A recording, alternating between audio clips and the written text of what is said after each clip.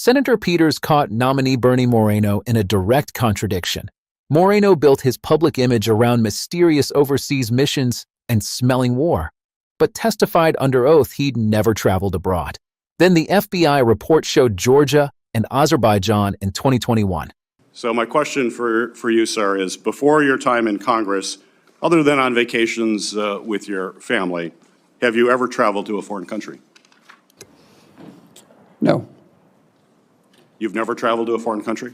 Outside of vacation or mission work, no. Cornered, Moreno produced a new story, a classified 2015 mission only 4 people read in, conveniently excluded from disclosure requirements. Peters' point was simple. A man seeking public trust can't keep his own story straight under oath. Let's watch. I'll break it down. Senator Mullin, you have made several public statements suggesting that you were involved in special security forces or combat operations overseas. In 2023, you said in a Senate Republican Conference podcast, and I'll quote, "There's another side of my bio that I don't ever talk about, nor will I. I had to go do something overseas." On March 2nd of this year, you told Fox News interview, quote, "War is ugly. It smells bad. If anybody has ever been there and been able to smell the war that's happening around you and taste it and feel it in your nostrils and hear it, it's something you will never forget." On March 3rd, in a podcast interview, you stated, quote, "I did special assignments outside of DOD, now DOW.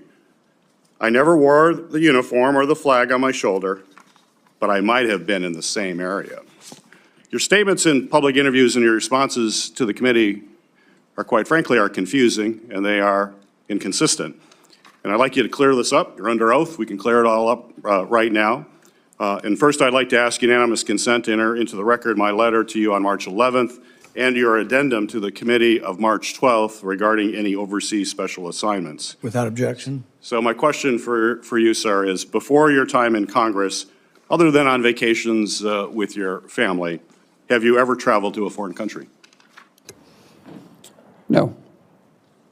You've never traveled to a foreign country? Outside of vacation or mission work, no. Okay. Have you, your FBI report does show some travel. I think it was to Georgia and Azerbaijan. You marked that was not for tourists? Are you referring to August of 2021 when we went to go get the Americans out of Afghanistan? I'm just That's saying. what that travel was for, which Okay. we did So clarify that. you have traveled. So you've traveled to Azerbaijan and Georgia. That was in your FBI report, although you just said you've never traveled. Sir, I thought you were referring to a different time, but in 2021, it was well documented. In fact, Okay. it was all over the news, and I actually did say that, and we put that down on the report. But that was us, which was all over the news, trying to go with a extremely experienced team. I've got other questions, thank Yeah. you. But, so you have traveled overseas, despite your previous comment.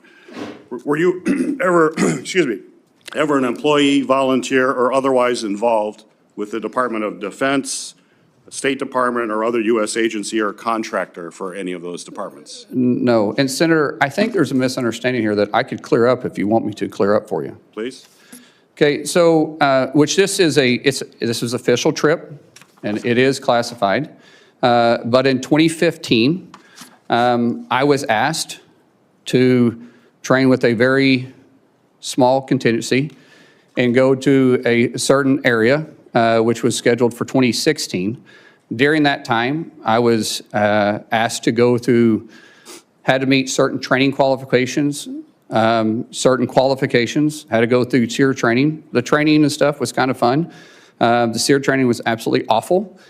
And I have spoken general about my experiences, but I've never spoke specifically on details, on dates, or on the mission. And that was official, and there was nothing in the report to the committee. Actually, it said you do not have to claim any official trips. And like I said, that was an official trip that is classified. This is an official trip while you were a member of Congress? Yes. 2015, 2016, I was a member of Congress. And it was Some of it may be public, but it would be very small. Most of it, because of my recollection, which we're going back 10 years, I think there was only 4 people read in on it. So where was that trip? I just said it's classified, sir. It's classified. So the letter that we sent to you said that we need to have information of any of these activities. It said not official trips. Your paperwork was very clear, excluding any official trips. This was an official trip as a member. Well, we have more questions we're going to have to ask. When in the FBI report, I asked, is there anything in that report that is classified, that you were involved in any kind of classified operation at all?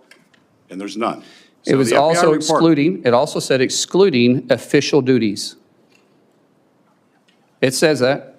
And you guys had the paperwork in front of you, and it always says excluding official duties. We had this committee come to us and ask the same questions. We talked about doing mission work. We talked about doing mentorship.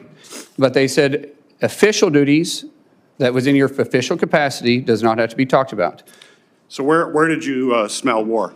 Sir, I just said that this was classified, and the dates, locations, and admission, I've never spoke specifically details about. Well, we can get that information. That's fine. Mr. Chair. You're welcome to get it. We will want to find out more information That's perfectly okay, It's important to Senator. have the truth here, and that you're portraying yourself in a truthful way. Sir, I'm not portraying myself in any way other than you're asking the question. I said I would try to clear it up for you. We'll continue to work on that. Thank you. After DHS officers shot and killed 2 American citizens this past January, you joined top administrative officials in publicly blaming and disparaging the victims. Following the killing of Renee Good, Secretary Noem called her a domestic terrorist. You, sir, you called Alex Preddy, quote, a deranged individual that came in to cause max damage. Could we expect those kinds of quick responses if you are confirmed as secretary? Would you be basically, well, you responded as Secretary Noem. Are we going to just expect that same behavior all over again? No, Senator. I have a deep amount of respect for you. We've had our differences, but I do respect you. I think I said this privately when we had a conversation. Those words probably should have been retracted. I shouldn't have said that, and as Secretary, I wouldn't. The investigation is ongoing. And there is, like I said, there's sometimes going to make a mistake, and I'll own it. That one, I went out there too fast. I was responding immediately without the facts. That's my fault. That won't happen as Secretary. So you regret that statement? I already said that, yes, sir. Would you want to apologize to the family of Alex Preddy? Well, sir, I just said I regret those statements. Is that the same as an apology?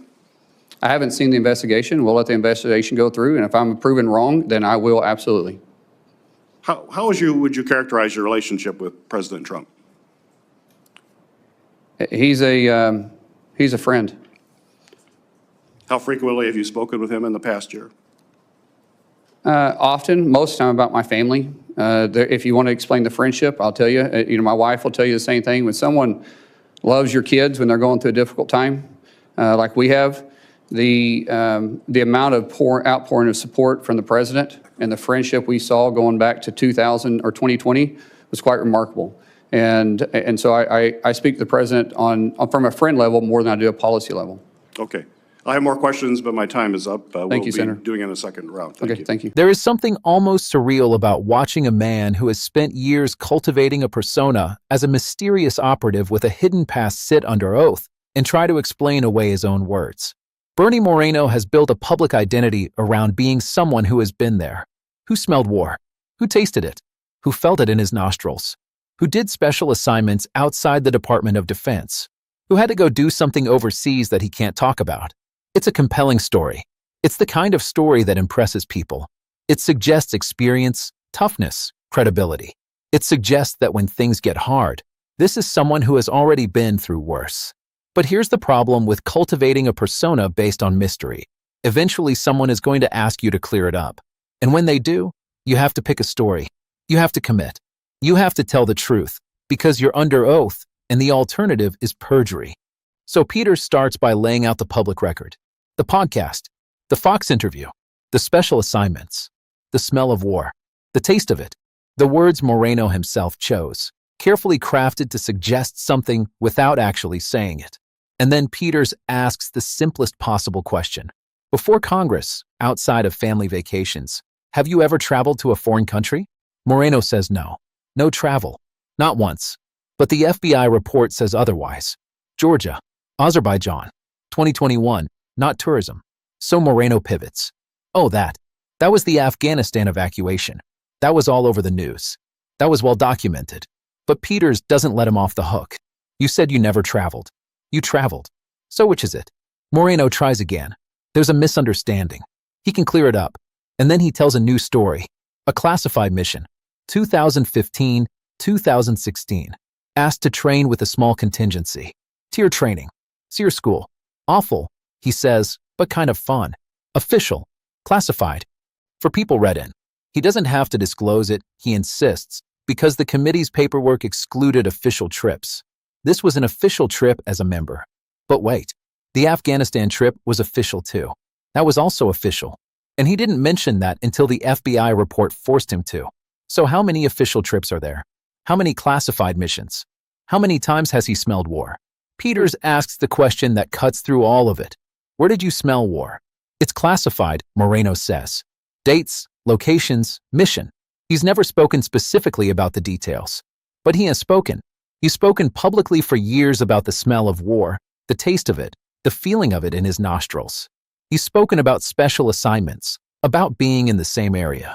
He's spoken about everything except the specifics that would allow anyone to verify what he's actually done. And that's the problem. The mystery is the point. If he told you where, you could check. If he told you when, you could verify. If he told you for whom, you could confirm. So he doesn't. He hides behind classification, behind official trips, behind the fine print of the committee's paperwork that says official duties don't have to be disclosed. But here's the thing. Official trips are still trips. Official missions are still missions. And if you have spent years suggesting you were part of something extraordinary, something that gave you the right to speak about war as someone who has been there, the burden is on you to be honest about what that actually was. Peters doesn't stop there. He pivots to something else. The shooting of 2 American citizens, Renee Good, Alex Prey, killed by DHS officers. And Moreno, like Secretary Noem, was quick to blame the victims. He called Alex Prey a deranged individual that came in to cause max damage. Before the investigation, before the facts, before anyone knew what actually happened. And now, under oath, Moreno says he regrets it. He shouldn't have said it. He went too fast. It was his fault. It won't happen as secretary. But Peters presses. Do you regret it? Yes. Would you apologize to the family? Well, he regrets the statements. But is that an apology? He hasn't seen the investigation.